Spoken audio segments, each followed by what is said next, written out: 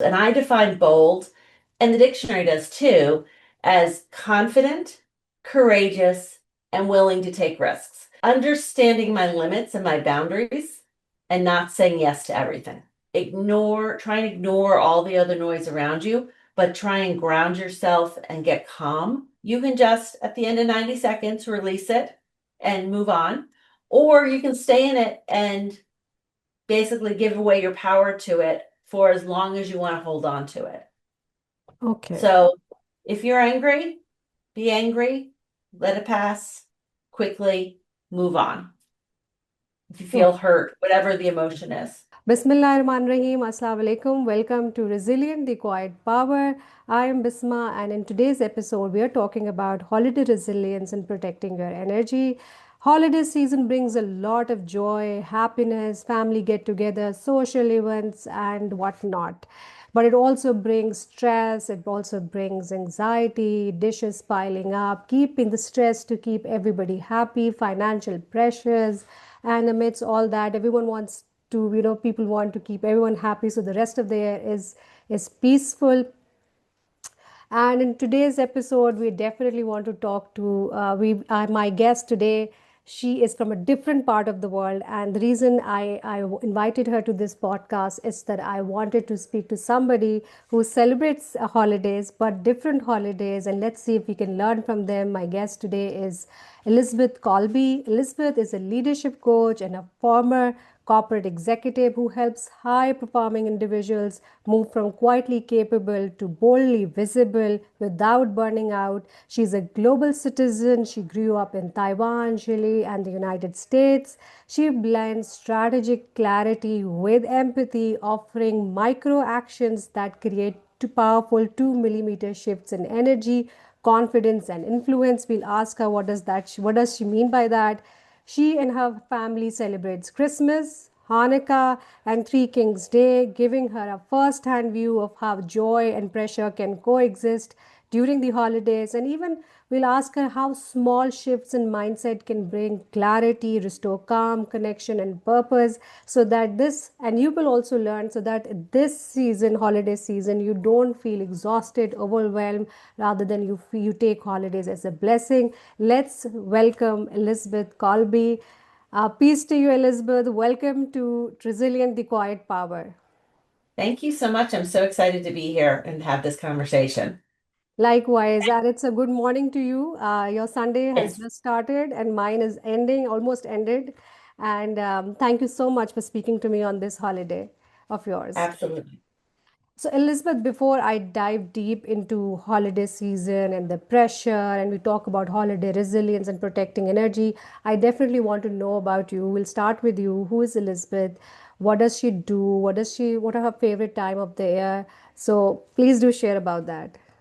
Absolutely. So I'm Elizabeth Coluby, and as Bishmat's introduced me, I was in banking and corporate jobs for about 30 years, about 25 years in banking and some other industries, and was laid off 3 years ago. So now I've started consulting and coaching using all of the wisdom and experience that I learned over that time period where I was leading teams, leading projects to help women leaders to really become bold. And I define bold, and the dictionary does too, as confident, courageous, and willing to take risks. And the only modification I'd say is willing to take the right risks because we don't have to take every risk. But how do we come into our own and really live fully and really bring ourselves to have legacy, but without stress, without impact? Um, as you said, I grew up in Taiwan and Chile when I was in middle school and high school. And then since then, I've lived in Mexico, Spain, and Puerto Rico. So I really have a Latin America Spanish aspect to it. But 3 years in Taiwan really opened my eyes to so many different things about the world. And then I've gone on to do international business. As you said, my favorite time of year is the December holidays, as I call them, starting with Hanukkah, which this year starts on December 14th. It's a lunar holiday, so that date changes a little bit. And there's a couple more I thought of that in that period that I'll tell you. So there's Hanukkah, then there's Christmas, which is December 24th, 25th, as you know. The following day is my husband's birthday. Then we have New Year's Eve, which is another big holiday, which is also my mother's birthday. And then we have Three Kings Day, which is January 6th. So in that 3.5 week period, we have a lot of celebrations that can cause a lot of stress, but it's also happiness. And so it's a matter of how do you manage your time and your energy through that time period? 3.5 weeks can be a long time period to keep your energy going. Absolutely, absolutely. I mean, that's way long, and then you have double, happiness, joys coming up. A lot of, organizing, and I mean, I don't know how to put it, but that sounds exciting. We have an idea about Christmas, and we do know about Hanukkah, but Okay. Three King holiday, the Three Kings Day, that seems something unique and different. We definitely want to know about that. What is that holiday? Yeah, so Three Kings Day is an extension of Christmas. So I don't know if you've ever heard of the song The 12 Days of Christmas, but on the first day of Christmas, my true love gave to me a partridge in a pear tree. So there's 12 days. They start with Christmas, they end with Three Kings Day. So Three Kings Day in the Bible is when the three kings were wandering and following the star to find baby Jesus in the manger. And so he was the story is he's born on Christmas Day, and it took them 12 days to find him wandering to bring him the gifts of gold, frankincense, and myrrh. So my husband is was born and raised in Mexico, and they get their presents on Three Kings Day because that's when the kings bought the presents. Christmas for them is a religious holiday. Growing up in the United States, Christmas was religious and celebration all at the same time. So our boys get, I have two sons in their 20s now, but they get 8 presents, small practical presents at Hanukkah, because there's one for every night of the lights. Then they get presents at Christmas, which used to be ridiculous, but now we've narrowed it to 3 presents on Christmas Day and then 3 presents on Three Kings Day. So they are well gifted over this period too. Wow, wow. How old are your boys? Right now they're 22 and 24. So Okay, they're yeah. in college or just out of college. So that's a very happy season for them. I mean, that's Yes. something they enjoy a lot, right? Yes, they enjoy a lot. We used to go do skiing a lot of years, so we'd be up in the snow and very typical looking holiday with cousins and everything. And now it's smaller. We stay home, but we have dinner, have special dinners every night, and really try and one of the things I'd say that one of our tactics is separate each of the holidays. So we celebrate Christmas and then we transition. So we celebrate my husband's birthday and him at dinner and everything. But we don't try and mix them together because you try and do everything all at once. It doesn't feel complete, Yeah, and the people don't feel honored. yeah, I understand that. Everybody trying to please everyone, it's not easy. So Exactly. yeah, so what is common other than the gifts? What is the celebration common in three holidays, in these three holidays? So I mean, obviously Hanukkah is the lighting of the candles and the blessings and the prayers because of the joy of one day's worth of oil surviving for 8 days. Um, so that's we just have dinner and traditional latkes. There's a lot of oil-based foods that holiday. So but donuts and latkes and everything oil-based because of the oil. Christmas for us is, more of a traditional sit-down big meal. So there's a lot of pressure to get everything cooked and get everything ready. And I'm not a very good cook. So it puts even more pressure on me and trying to recruit people to help. So my husband and my one of my sons are very good cooks, so they help a lot. Nice. But that could be like a turkey we cook. That's a very traditional American Thanksgiving and Christmas holiday. But just a pot roast, a really good piece of meat with some sides. And a lot of the sides we do, sides being like side dishes. Um, a lot of the sides we do are just things that we've had, they're comfort food we've grown up with. So they're very special to our family because of having them every year at this holiday.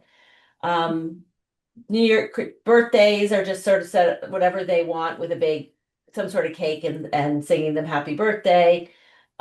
Three Kings Day has a special bread you buy.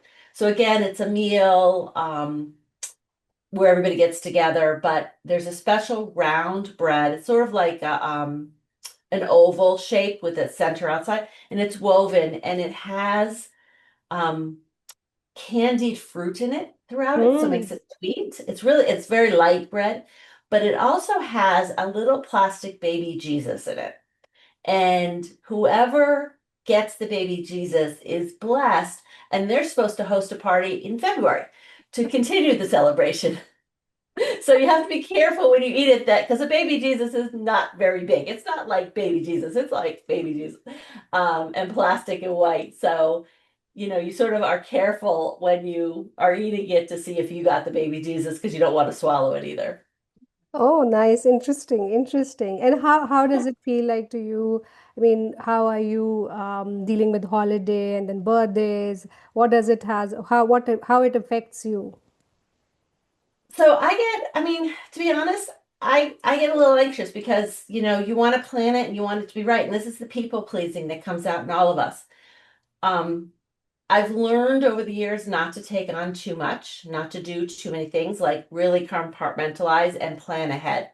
So we pre-order our food, whenever we're going to have cakes or things done, and we're going to bring them home. We talk about who exactly is going to be at each of the holidays. We plan it out so that, people are supportive, they understand what's going on, and they're part of the celebration. So I definitely take advantage of the offers of, can I bring anything? Yes, you can. Here's what you can bring. And just to take the pressure off us, so we make sure we do, if we're hosting, we'll do the main entree, but not necessarily everything else because it's just overload. There's only so many things you can do. Yes, And if I'm trying to, in addition to running my business and closing out the year, have all of these holidays, it's a lot. absolutely. So, planning ahead Yeah. and asking for help. Yes, absolutely. So you're not one of those who, superwoman kind of people, women who wants to be superwoman, superhuman. Some of us have that obsession that they want to do Oh, everything. other people would say I do, but I don't think I do because I'm trying not to. But I also, grew up with an extended family where we all help together, so that helps a lot. And we don't see them as often now these years, but that was sort of the expectation of like everybody's going to chip in and everybody's going to help, which really helps. But also emotionally to prepare myself if certain people are coming that I haven't always had a fantastic conversation with, to have my outs. How do I get out of a conversation if it's going the wrong way or if they Mm. say something? And so, oh, I have to check on the food, or oh, I need to use the bathroom, or oh, I need to go talk to somebody. Or the other thing is to have 4 or 5 topics of conversation that you can try and pivot to that are safer. So in America at this time, I don't want to be talking politics with anybody because they're so Mm. divisive.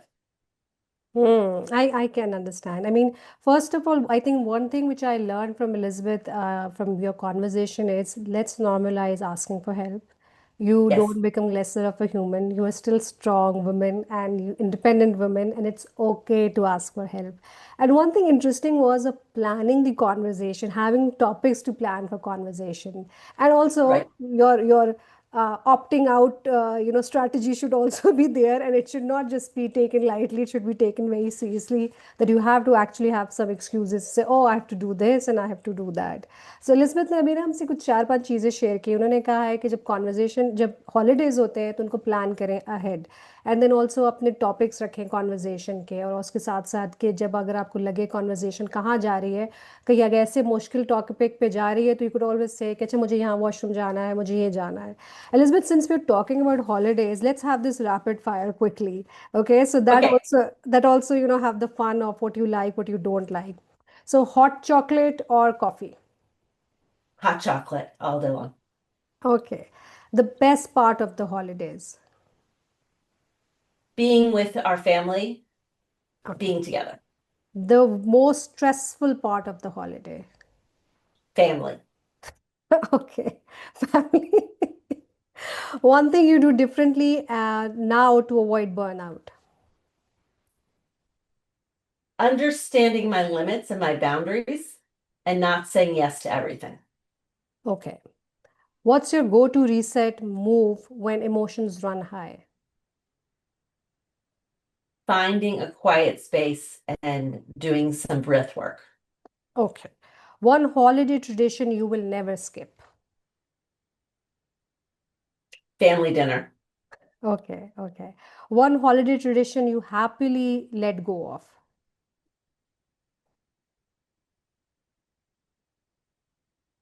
So this is going to be a slightly longer answer. So I was raised Catholic, as I Okay, explained to you, Vishma, early in preparation conversations. But my husband has re-embraced his Jewishness. So we have stopped doing religious Catholic ceremonies, and our religion is Judaism, but we still celebrate Christmas more as a commercial holiday and the traditional holiday. So really not trying to be both religions, but saying we're going to focus on one. okay, okay. So are you somebody who is an introvert recharge or big family gatherings? Oh, I'm what they call an ambivert. I can do the big families. I've trained myself to be in the big events, but I need my quiet time. I need to read. I need my breath time. I need my alone time. So definitely like I'm in the middle, but leaning a little bit towards the introvert, not extreme. Okay, it's a small, cozy family dinners. That's what you like, gathering That's together. perfectly fine. If I know all the people, I am perfectly comfortable. If I'm walking into a room where there's 20 people and I know one person, not as comfortable. Oh, okay, okay. So favorite holiday song or soundtrack for calm? For calm. I just love the traditional carols and songs. My favorite TV movie that shows every year is called White Christmas, and it's about just after World War II, people coming back to black and white movie, and it just feels like Christmas. Okay. One thing you remind yourself when expectations feel heavy. I don't have to do it all. Great. If you could give one holiday resilience tip in one sentence, what would it be? Manage your energy. Oh, Think perfect. about how you're expending your energy. You have an energy budget. You can't do everything for everybody. What are the critical things you personally need to do that no one else can? And what can you get other people to help with? Superb, superb. So, did you ever get a chance to experience Ramadan or Eid holidays? I have a couple of friends who celebrated, so I've done like parts of them, but never the whole experience. No. Oh, okay, okay. So, Elizabeth, tell me that when holidays are joyful events, right? Joyful time of the year. So, why do people silently suffer so much? I think it really goes back to the people pleasing. We want everybody to be happy.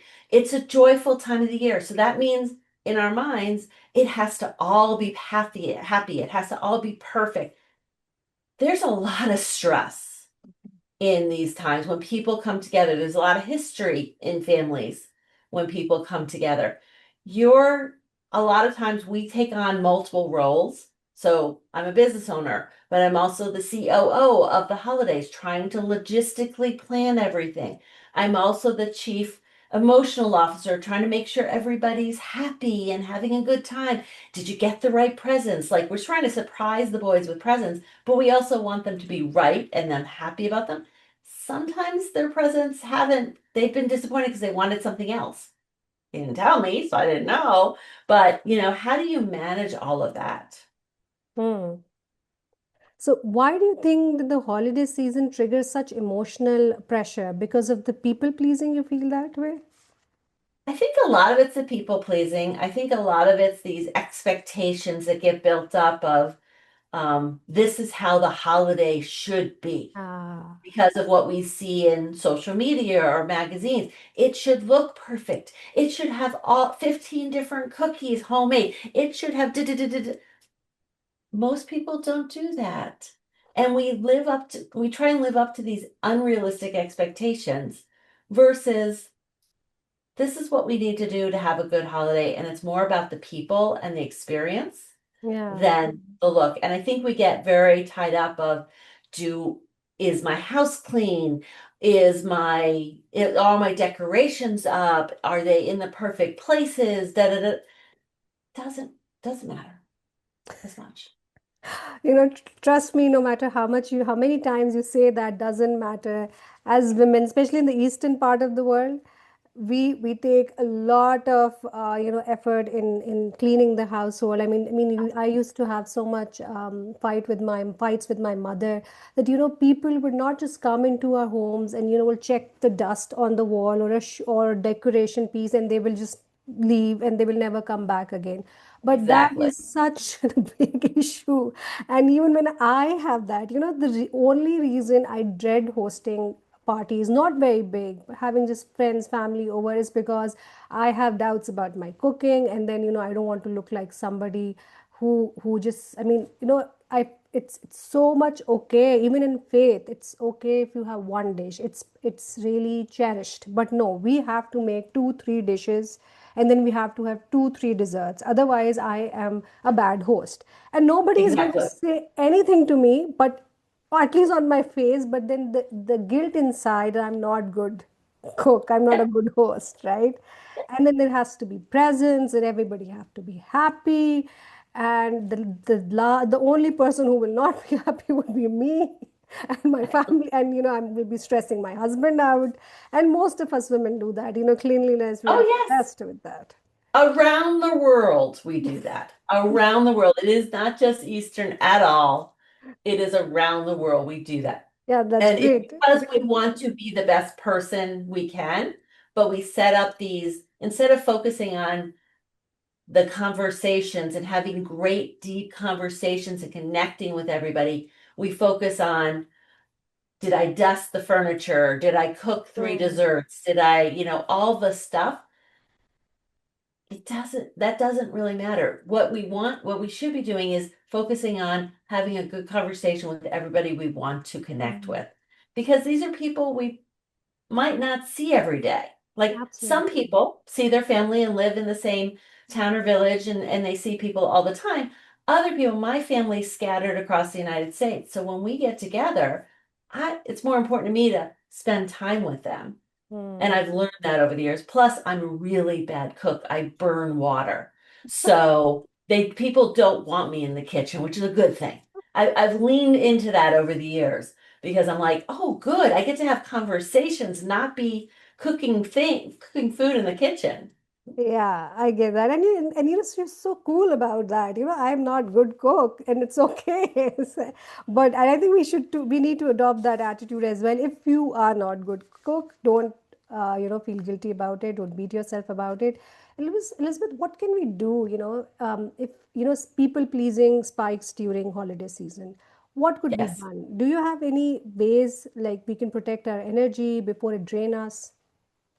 So one of the things we used to do when I was at work is we would be about to launch big project or product, and we'd do what we call not a post-mortem after something died, but pre-mortem before. And we would say, what's the worst thing that can happen? How do we mitigate that? how do we do, so we can't mitigate it, we can't prevent it from happening. What can we do immediately? What is the trigger to know what's happening and we can react to it to minimize the impact? How do I want to feel at the end of this event? Like for the holidays, how do I want to feel? What didn't work last year? What drained me? And what boundaries should I set so that I don't feel drained this year? And who am I trying to impress and why? So if you do some of those past wisdoms and alignments and looking at all those things, you can set some boundaries and be like, okay, last year we cooked 3 desserts and a, a 10% of each of them were eaten. Let's not do 3 desserts, or let's do 2, or one can be a store-bought and I'll put it in my own dish so it looks okay, or things like that. But how do I anticipate what could go wrong and mitigate it? Don't focus on it, don't stay there. But okay, if Uncle Joe shows up and he gets drunk again and says something, what do I do about that? If the dessert burns, what do I do about that? What are the things that have happened in the past that Hmm. you're like, I don't really want that to happen. So how do I make it the best it can? But also realize you don't have control of everything. These are humans Hmm. and they all have free will about what's going on. And you can't control what comes out of someone's mouth, or someone drinks too much, or, whatever the issue is that has been in the past. And some of it you just have to be like, I did the best I can. Hmm. But what can you do if someone says something to you which is very offending and disrespectful? Do you prepare that in advance as well? So I am pre-holiday. When we're recording this, I'm going to a family event in a couple weeks, and there's someone who's done that to me multiple times. And I am preparing for that by because I know this person has done it multiple times. I've recruited allies. I've told a couple of the family members, this is what's happened in the past. I don't want to deal with it again. If you see X, Y, and Z happening, I expect you to step in and help me create a buffer. Hmm. Um, I'm also going to probably go to the bathroom a lot. If I have to escape, I'm like, I have to go to the bathroom. Because no one's gonna argue with you and be like, no, stay here. Like when you have to go to the bathroom, you have to go to the bathroom. Um, Breathing, box breathing. So breathe in for a count of 4, hold it for a count of 4, breathe out for a count of 4, hold it for a count of 4. Any kind of breathing technique to ground yourself before or during really helps, because you just want to regulate yourself and control yourself and ground, and then try and deal with it, or it may be that, oh, I need to go ask my mom something. Oh, I need to go do this, and just get myself out of that conversation and avoid it as much as possible because of the history there. Hmm. But don't you think that people guess that you're avoiding they're avoiding you, and then they will say things behind your back, oh, she got scared, she ran away. I don't think I'm running away. I think I'm protecting myself, but I could see other people saying that. And I guess I'd go back to, is this somebody I would take advice from? Is this somebody I respect? And if they haven't, like, if they haven't built their own business, why would I listen to them about how I should build my business? Hmm. If we don't have common ground, I'm probably like, we can try and have a conversation, but if we're not going to listen to each other, like, what's the use of, because it could just get into an argument. Hmm. So, if they want to say I'm scared and I'm running away, I think I'm protecting myself and protecting my energy and protecting my ability to have a good conversation with other people. Good, good, I good. can't control what somebody else thinks, I guess is what I'm saying. Absolutely so मैंने Elizabeth से ही पूछा कि बहुत सारे लोग ऐसे होते हैं जो आपको इंसल्ट करते हैं हॉलीडे सीजन में, so what do you do, और उन्होंने फिर ये बताया कि आप जो है लोगों को अपने इर्द गिर्द जमा कर सकते हैं, पहले से ही बता सकते हैं कि फला फला ऐसा कर चुका है मेरे साथ, तो जब आप देखें तो प्लीज़ मेरी मदद को आइएगा। और ये भी उन्होंने कहा कि बाथरूम ब्रेक्स ले सकते हैं, और अगर कोई आपको ये कहे कि देखो वो बंदा मुझसे डरता है या डरती है, तो आप बड़े कन्वीनियंटली इस बात को सोचिए कि भाई ये कौन है जो कह रहे हैं, क्या ये मेरे लिए इतने इंपॉर्टेंट है, क्या ये मेरे घर के खर्चे चलाते हैं।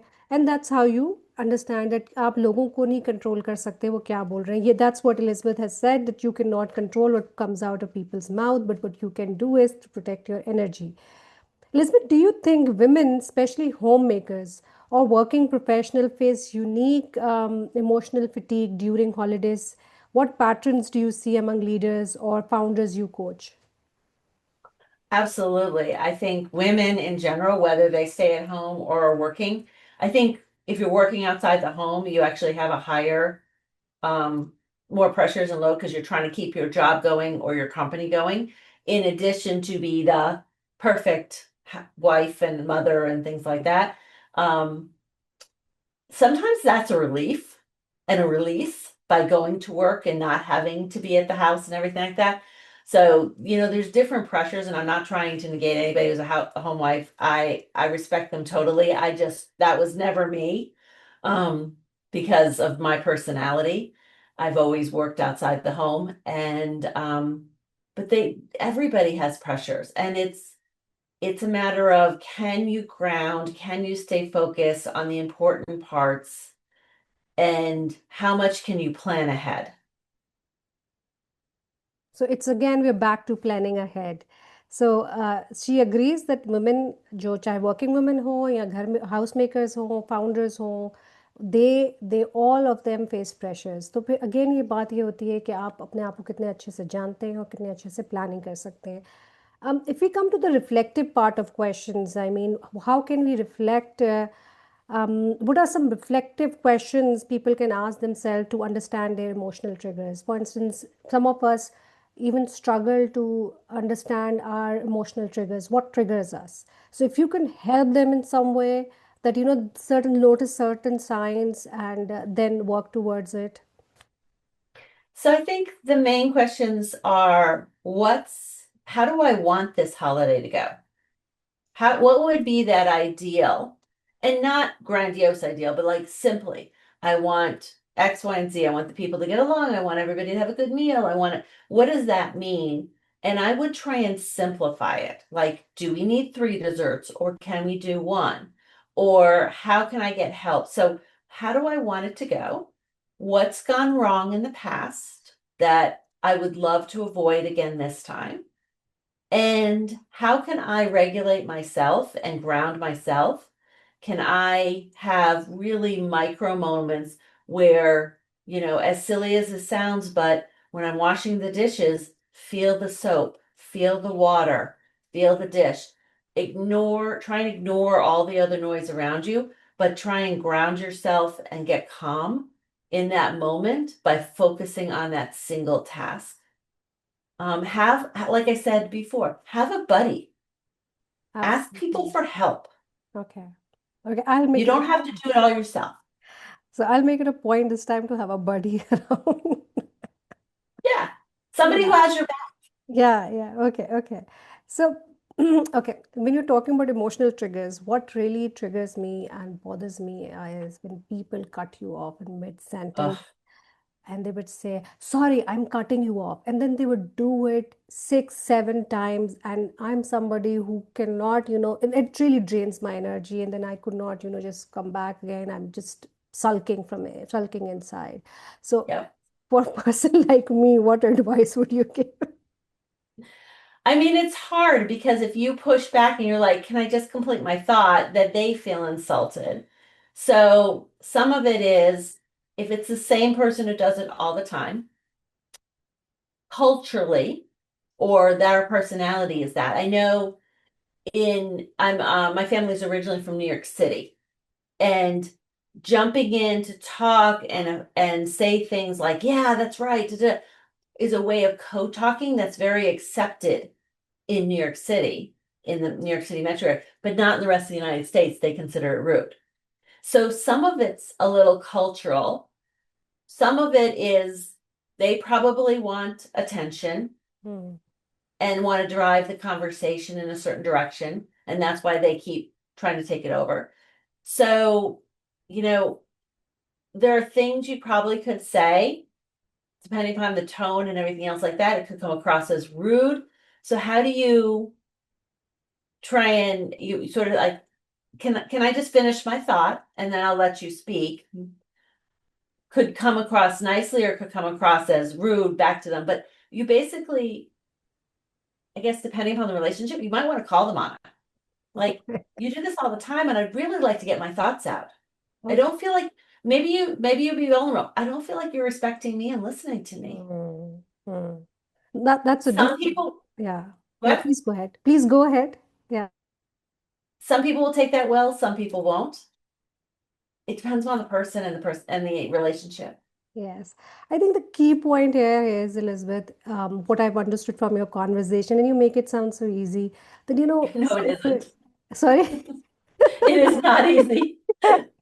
Yes, but somewhere you have to understand that rather than sulking and then, bitching about it or backbiting about it, it's much better that if you tell somebody, I really love you and respect you and I've listened to you for 30 minutes, but it really means to me if you listen to me as well. That is also very, with that I would feel respected and her and not disrespected. So I don't do that and I sulk inside, but I'll not promise, but I'll try to tell somebody that, very politely that, this is really off. Please don't do that. Okay, I'll make Well, it.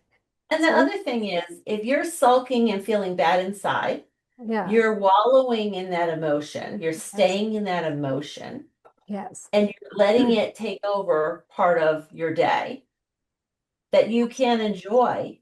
You can't Yes. find the joy and the love if you're in a negative emotion. Yes. Yes. So the other thing would be like somehow not stay there. Let's like every emotion goes through you in 90 seconds.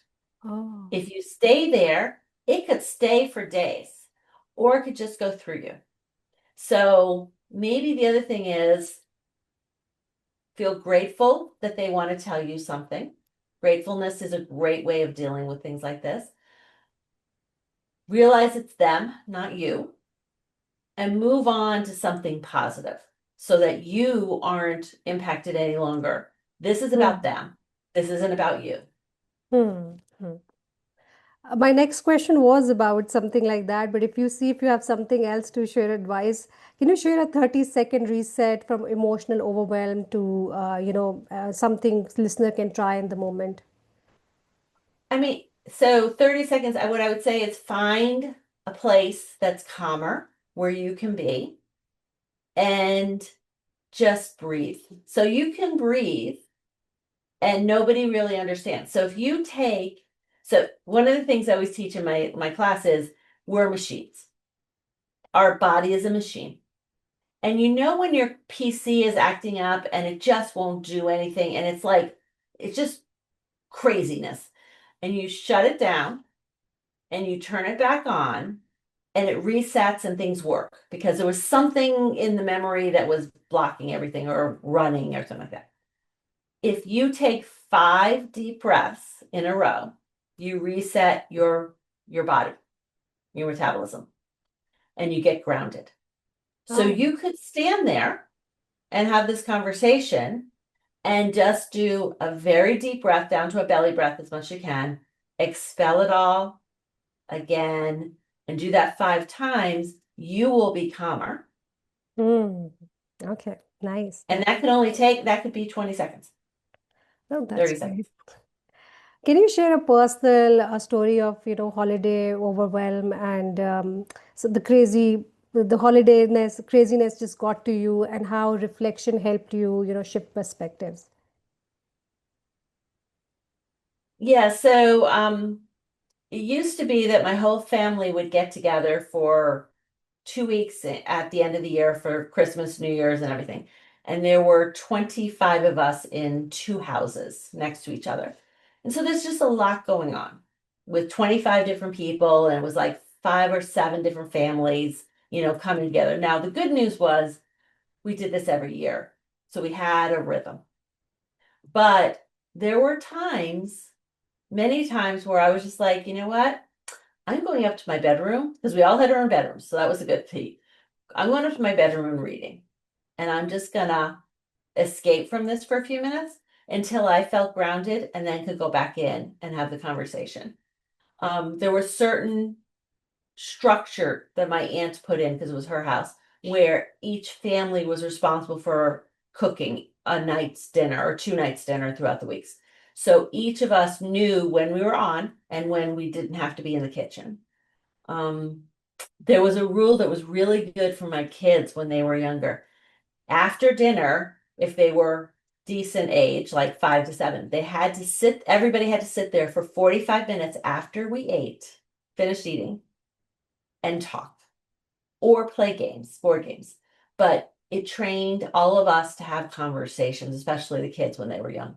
But just having structure like that and knowing, we all did whatever we wanted to do during the day. Dinner was at 7:30. This is when we were going to eat together, and this family was in charge of dinner that night, and that family was in charge of dinner another night, so that we could really be together in a good way. And that's how we structured it.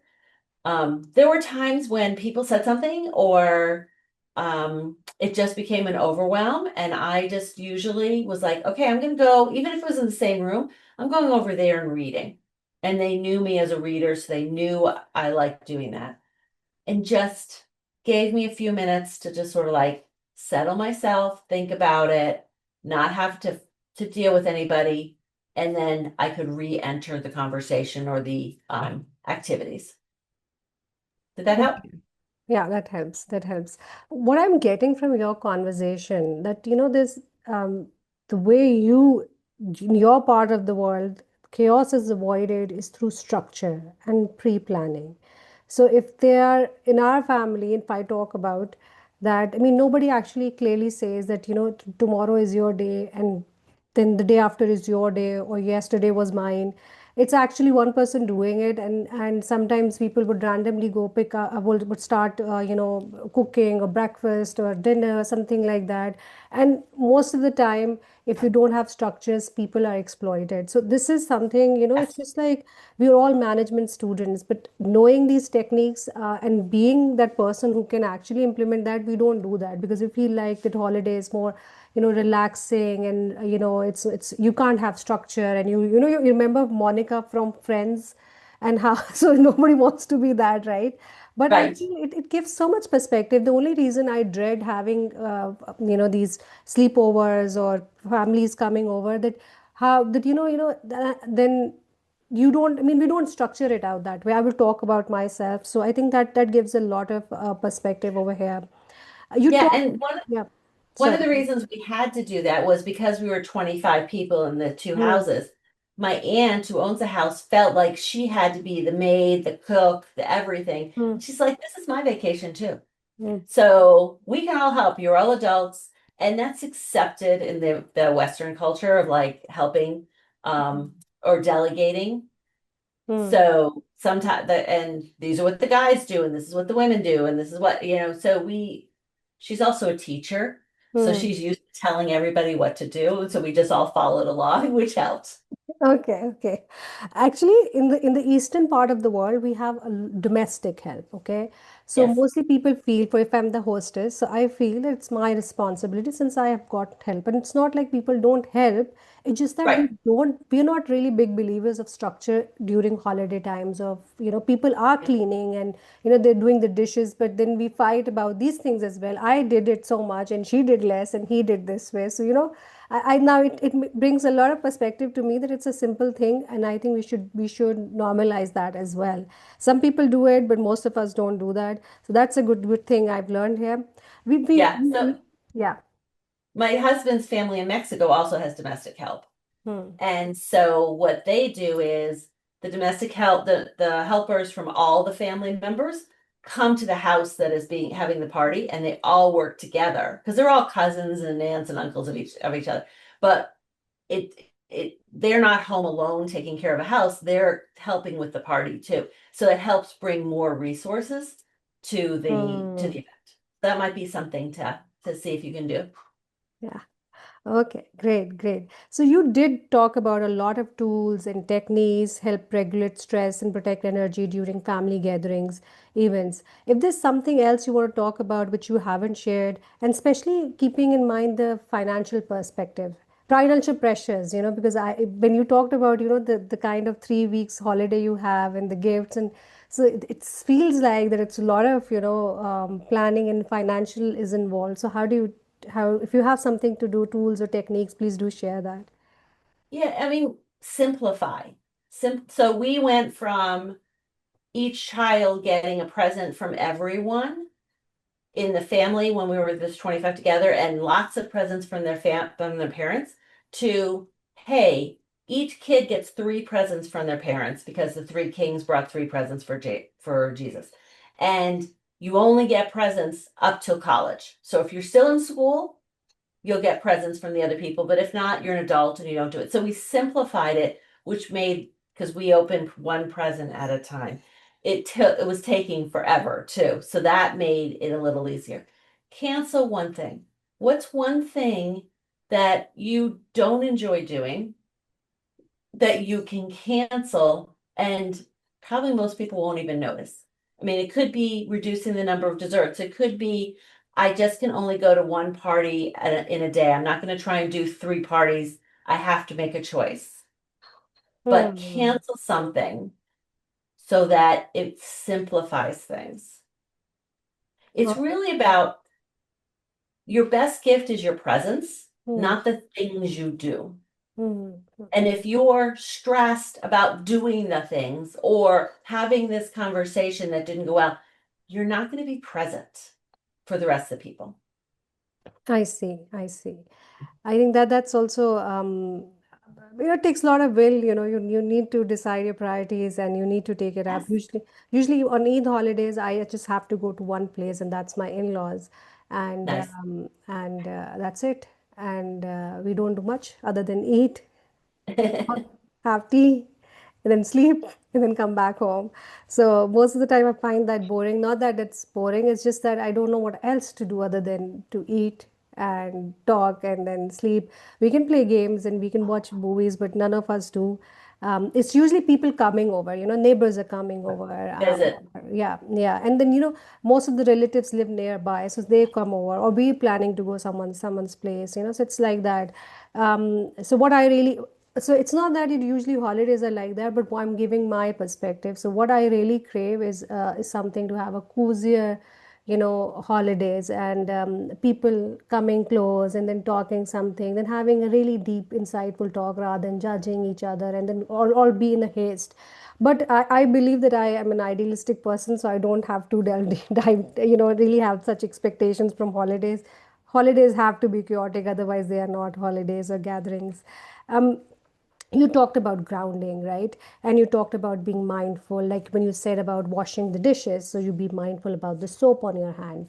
um, is this something which can be practiced in the middle of the holiday chaos, not just in the moment, or not just in the quiet moments when you say, no, you get aside and you breathe, or you say, I'm going to go and read, but that's actually moving yourself from the equation or the situation, right? But if you have Right. to do something in the middle, while you're in the middle of There. the situation, yeah. Yeah. That's where breathing comes in. If you're in the middle of a situation, or if you can breathe, you can still be part of the conversation. That those five breaths reground you. The other thing is, having those multiple topics of conversation and trying to pivot to something else so that you're part of it. But yes, you can't always leave to go reading or leave to go do something in the kitchen or leave to go. That's an easy solution, but how do you how do you pivot? So I was just thinking about if you're in a group of people and there's a conversation going on over here that you're like, "Ugh, I don't want to really be part of it." Can you turn to the person here and have a little side conversation? Not to be rude, but sometimes if you're in a large enough group, you can have multiple conversations going. Hmm. Um, and then just trying to be present. And, another thing is, if you rub your fingers together, try and rub them together and feel the ridges. The So pattern and yeah. that's something you can do very quietly while you stay there and Mm, just be like, I'm just going to meditate by feeling the ridges of my fingers, mm. because we can just be listening. We don't have to react every time. And you can be feeling the ridges of your fingers and just focus on that and just be listening and seeing how it goes. Oh, great. I think I like that part. That is something you can do it without actually, when you're breathing, people do notice, oh, what's wrong with her that she's being pressed in the And middle you of don't the have night. to be like, I'm breathing. You can just breathe. Okay, okay, that's nice. Okay. That's subtle, you have to be subtle. But I like this part, this thing. Yeah. Yeah, yeah. Uh, how can someone build healthier boundaries without, during this season without feeling distant or guilty? I think they have to, my perspective is you have to honor your own priorities and what your vision is for the holiday. So I want to connect with these 10 people. It doesn't have to be in one evening. It can be Hmm. over multiple days. Hmm. I want to avoid alcohol because I know doesn't allow me to sleep well at night. Hmm. Okay, I'm gonna make sure I have like a fizzy drink so that no one knows that I'm not having alcohol or something like that. I mean, like really knowing it's that pre-modem of like, what would this holiday look like to be really good? What would my definition of good be? And Hmm. how simplify it and how do I get there? So what are my expectations Hmm. and how can I achieve my goals in a lot of other people's chaos? Hmm. But Hmm. Hmm. boundaries aren't only saying no. A lot of times they're being clear about what you will talk about, what you won't talk about. But if you're clear with your boundaries, you can have connection. You're Hmm. not just doing like a bout border, Hmm. Hmm. but you have a connection of I don't want to talk about these topics, so I'm going to talk about something else, or I want to really hear from Aunt Annie and find out about her latest trip, or what are those couple of things Hmm. that you really want to do that would make the holiday a success in your mind, but Hmm. keep it simple. Oh, great. I hope no son. I mean, usually most of us, not knowingly, not consciously, but the back of the mind, the vision is to please people.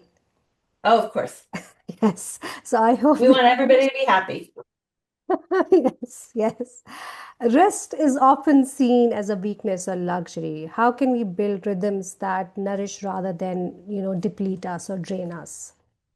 So rest is a strategy. I am all about rest and having the right amount of sleep. So one of my goals is to make sure I get 8 to 9 hours sleep every night, which is not always easy.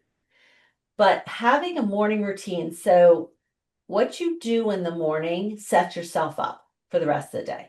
So if you're jump out of bed and you're dealing with the kids and social media and all these things going on, your day's probably going to go on like that. If you can wake up and just take 20 minutes for yourself to meditate, to journal, to get your ideas out, you're going to set yourself up for a calmer day. Mm, And so resting and having that time, or like every afternoon, I take 20 minutes and just go to a quiet place and mm, regroup myself for the rest of the day. So if you're hosting or on their way to a party, can you do some thoughtful meditation or grounding before you go, before the people arrive, or while you're transitioning in the car? Maybe you can just spend a few minutes with some calm music. mm. Music really helps, Okay. you know. Okay. So things like that to just help the transition, help the rest of the day. And Mm, again, going back to You feel an emotion for 90 seconds and you can Yeah. let it pass or you can hold on to it. Okay, so what was it? That if you let it pass, it won't stay, but if you don't, it will stay for the rest of the time you want to keep it. Yeah, that's Right. So every emotion you feel for 90 seconds. mm, And you can just, at the end of 90 seconds, release it and move on. Or you can stay in it and basically give away your power to it for as long as you want to hold on to it. okay. So if you're angry, be angry, let it pass quickly, move on. If you Oh, feel hurt, whatever the emotion is. okay. Okay. I really like the part about morning. So my issue with the morning is that if I miss that mark where I have to get up, it's the quieter time. It's usually, before the dawn breaks, that's the Fajr time, and it's quieter.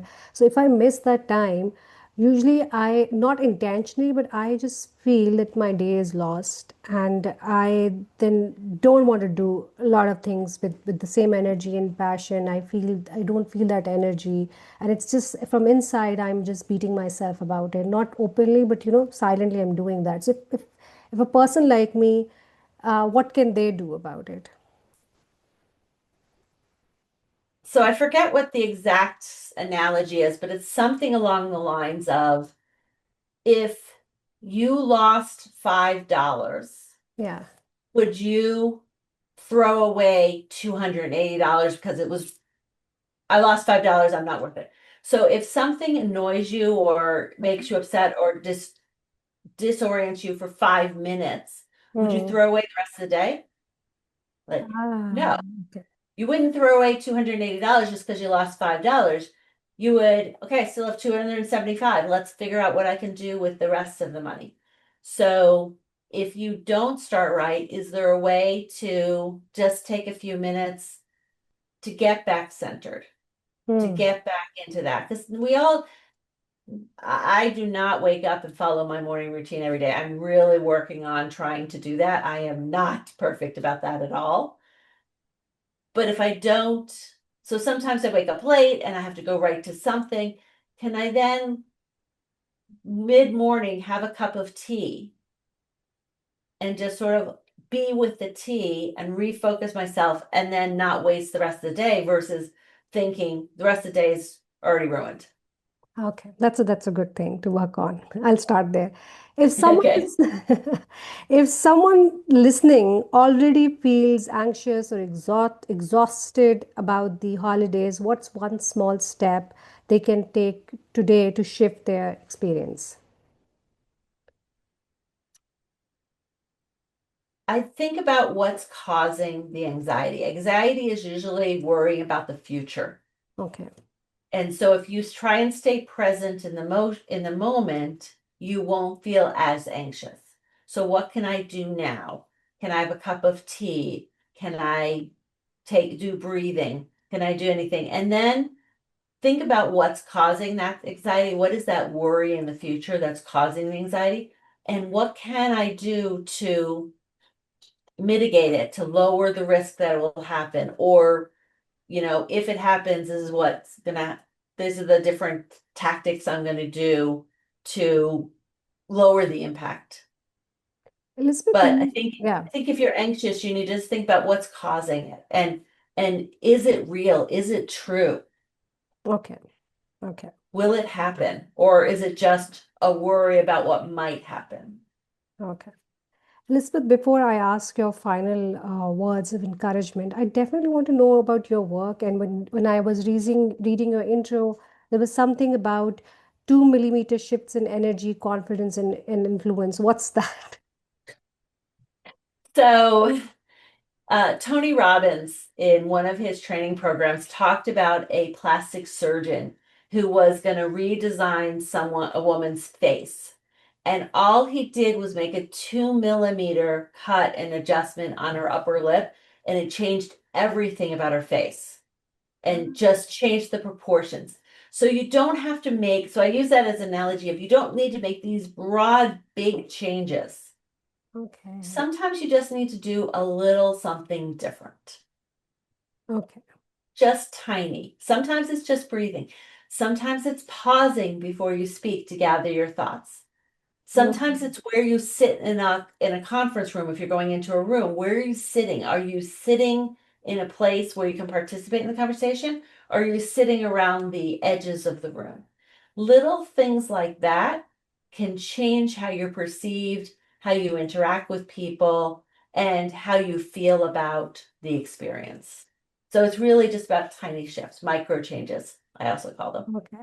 And what is this work you do? What are you doing nowadays? What are your next plans? Yes, absolutely. So I am a leadership coach, executive coach, and I also do some consulting with businesses. But in both cases, I'm trying to help the leader or the organization take advantage of an opportunity for growth. So for a business, it's more like they want to go into this, they want to acquire more women entrepreneurs. How do we invite them to be part of our customer base? For a leader, which is probably more relevant to your audience, it's how do you unlearn some of the bad behavior we've learned over the years for coping that have kept us quiet or kept us not speaking up in meetings because of feedback we've gotten in the past. But how do you do those little changes to show up? Because we're the doers. The women are brilliant women doing all the work, but we're not always, especially if you're in a business, we're not always in the rooms where the decisions are being made, those strategic decisions. We're the ones who get told what to do once the meeting ends for a lot of us. And that's where I was for many years. So I teach people I have a 6-week course I'm offering where I'm teaching women leaders how to own their leadership by making tiny changes. And a lot of it's mindset, thinking Okay. about the 2 millimeter change, like what little change can I do, or how can I breathe so that I'm more grounded. So when I speak, I'm not rambling, I'm succinct, and I know exactly what I want to say. Some of it's planning ahead too. Like before I go into this meeting, what's one sentence I want to say? Let's plan it out instead of relying yourself to do it. So it's working with women to really come into their bold self, be a bold leader. And again, that's confident, courageous, and willing to take the right risks. Oh, nice. And what is this program called? Six It's week. called Bold, the 6-week program. It's called Bold, Not Loud, the Leadership Reset. And And I it's will give you information that you can put in the show notes to link to it. sure, please do that. And it's women specific, right? It's about women leadership. Yes, it's about women's leadership. And when is it starting? So I'll have another one starting in January. Okay, okay. So already one is in progress. Yes, Okay, okay. Best of luck for that, and I hope. I mean, I'd be interested to know about the new program, new cohort which you'll be running. and I'm mute. Okay, so please do share the details and any final words of encouragement for women and youth who feel they have to hold it to all together during this season. Just my final comment is, be yourself, understand your goals, your priorities, your limitations, and don't try and take on more than you can handle.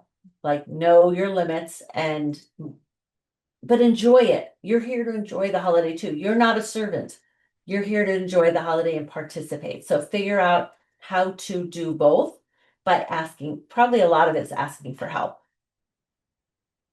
Absolutely. So help, pre-planning, that's how I'll sum up. Asking first, you need to plan, you need to know what is causing you those sentiments which you don't like.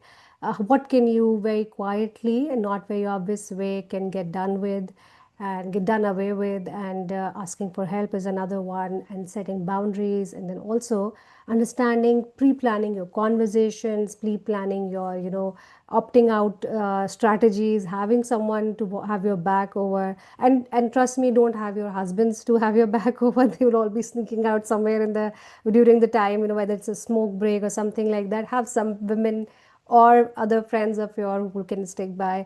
Thank you so much, Elizabeth. It was a pleasure speaking to you, and I wish you happy holidays. They're just around the corner. We'll have a winter break soon. And once again, thank you so much. Looking forward to your program's detail. Fantastic. And what I'll do is I'll create a document with some of these tips and I'll send it to you to link to also. So it can be That, succinct. that would be great. Yes, that would be great. Thank you once Fantastic. again. Thank you. Thank you very much, Elizabeth. And this is how you build holiday resilience and protect your energy.